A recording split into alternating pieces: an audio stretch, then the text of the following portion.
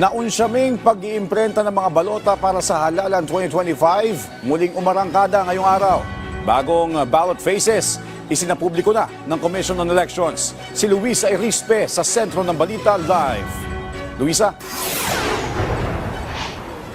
Joshua, ngayong umarangkada na ulit ang pag-iimprenta ng mga balota na gagamitin para sa 2025 midterm elections. Tiniyak naman ng Commission on Elections na matatapos ang pag-iimprenta sa target nilang araw na Abril 14.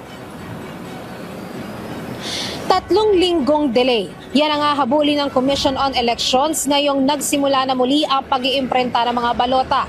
Pero sabi ng COMELEC, sa kabila ng mahabang delay, kumpiyansa pa rin sila na matatapos pa rin ang pag-iimprenta sa itinakdang deadline. Sa tulong yan ng National Printing Office na magpapagamit na rin ng 4 na printing machines para makapagtapos ng 1.5 million na balota kada araw. Ang National Printing Office ay na-deputize ng COMELEC na tutulong sa pag-imprenta ng ating mga balota.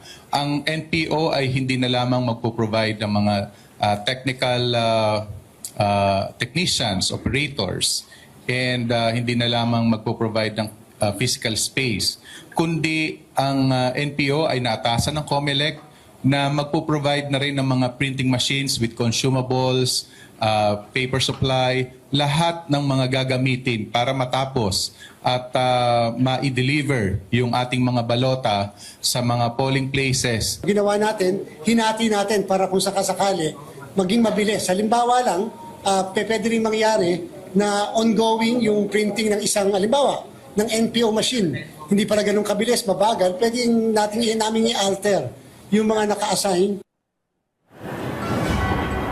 Sa hatian naman ng pag-iimprenta ng balota, 35 million ay iimprenta ng NPO, 36 million naman sa Miru. Halos wala naman anyang pinagkaiba ang itsura ng dalawang balota. Sa proseso lang magkakaroon ng pagbabago. Dahil sa NPO, kailangan pang ikot ang mga balota, habang sa Miru, printing machines ay rekta nang makakat ang mga balota. Sa mga bagong balota naman, kasama na ang mga pangalan na ipinalalagay ng Korte Suprema sa national man at lokal na posisyon. Base na rin yan sa inilabas na ballot faces ng COMELEC sa kanilang website kahapon. Bukod naman sa mabilis na printing, isa rin sa titiyakin nila mabawasan naman ang mga defective na balota. Dati kasi noong unang imprenta ng balota, nasa 25 to 30% ang mga defective ballots na kailangan ulitin ang pag-iimprenta, kaya lalong tumatagal ang proseso.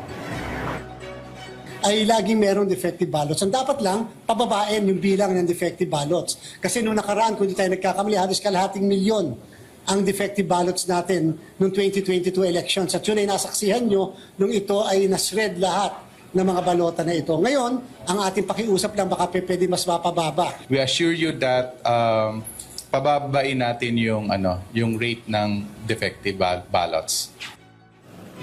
Joshua, kahit naman magkaiba yung gagamitin ng mga printer doon sa ilang mga balota, tiniyak naman ng Commission on Elections na parehas yung babasahin ng automated counting machines dahil nga parehas naman yung serialization ng mga pangalan ng mga kandidato dito. At para nga mas mabilis yung printing ay nagdagdag na ng tauhan ng COMELEC, ang NPO at pati na rin ang Miru para 24 oras ay mag-iimprenta ng mga balota. Sa ngayon naman, Joshua, ang uunahin ng Commission on Elections na iimprenta ay yung mga balota para sa local absentee voting at pati na rin sa overseas voting. Dahil ito nga yung mga target nila na matapos muna, at susunod na dan ay yung mga balota para sa national at local elections. Ihuhuli naman nilang iimprenta yung para sa BARM parliamentary elections dahil nga umuusad ngayon sa Kongreso ang panukalang batas na maiurong ang eleksyon para sa parliamentary elections sa BARM. Joshua. Maraming salamat, Luisa Irispe.